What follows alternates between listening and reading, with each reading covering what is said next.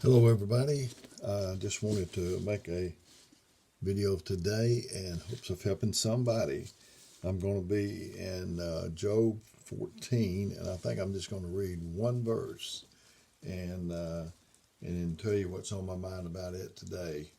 It's this verse says, "Who can bring a clean thing out of an unclean? No, not one." Man cannot bring some uh, something clean out of an unclean thing. My thoughts this morning are people that's lost. Uh, it takes God. It takes the Spirit of God to make them people clean, to bring a clean thing out of an unclean. We have our children are born. They're so innocent. If something happened to them, they'd go on to heaven. But as time goes on, they learn the tricks of the world. They learn how to lie. Um, they learn other things.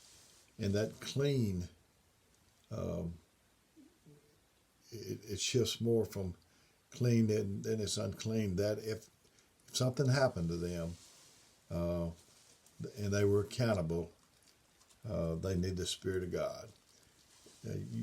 Man has never cleaned anything up. It takes God to clean a person up, to clean us up. Uh, Man has got a prison system, and he tries to rehabilitate people.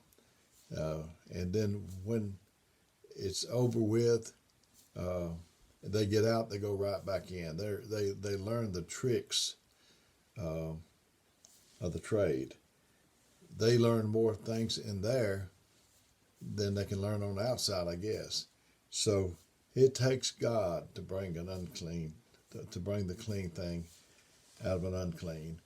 Uh, once they get up 10, 12, 13, 12, 13, whatever the age of accountability is for that person, it takes the Spirit of God to clean them up. You can talk to them all you want to. You can beg them, but it won't work. The Word of God, we're cleansed by the Word. That's how you can bring a clean thing out of an unclean. I had a dream one time, and I don't think I've told this on another video, but in this dream, we were on the outside, but there was the table like it's at our church. And I was in the middle. There was a brother over here that talks to lost people. He's bold. He knows what to do. He's very good at what he does. And over here's my brother, the one that had cancer that passed away last August. And in this dream, I saw these two men coming towards us.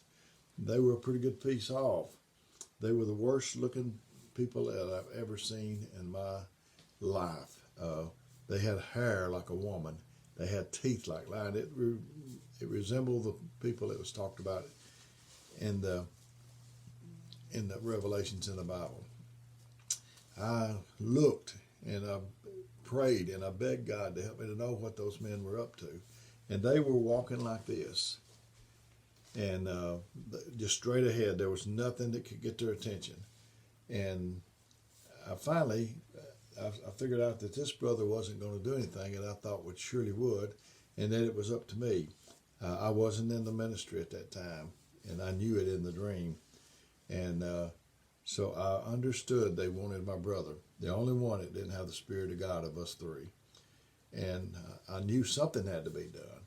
And I cried out and I said, "Hey, you men," I said, "please don't harm this boy." I said, "He hadn't done nothing."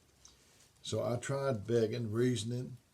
They just kept coming. They never even looked right or left. They had the meanest, most fearful look on their face. So then when begging didn't do, I started warning. I said, "Hey, y'all." I said, "Don't come any further." I said, "There's laws to protect him. And if you violate those, there'll be consequences coming to you." It never slowed them down. They just kept on coming. And finally, there was a Bible that was there. And I wasn't in the ministry, but I knew that was the only thing that could stop them. So I just held it up between my brother and those men. And I said, I just started. I didn't have time to open it, so I just started quoting, and I said, "Yea, though I walk through the valley of the shadow of death, I will fear no evil." And when I said that, it was like a machine gun would hit them, and they would. I know that looks silly, probably not the way you would do, but they would freeze in their tracks as long as I was reading. And when I quit reading, they would keep coming on. And I understood that begging wouldn't work against those spirits, that threatening would not work against those spirits, that the only thing that would work was the Word of God. So we have to have the Word of God. We ought to pray about it. He told us, give us this day our daily bread. In another place, he said, our fathers got manna in the wilderness and they died. We need the bread of the book. It said, Amos said that there would be a famine not of food and drink or water or whatever it said, but of the hearing of the Word of God. People are so dull of hearing in nowadays for the Word of God. So we need it, need to pray for it, and that's what I'm here trying to do, is trying to get it to you in this perilous time that we live in. Thank you, and may God bless you. If you need me, let me know.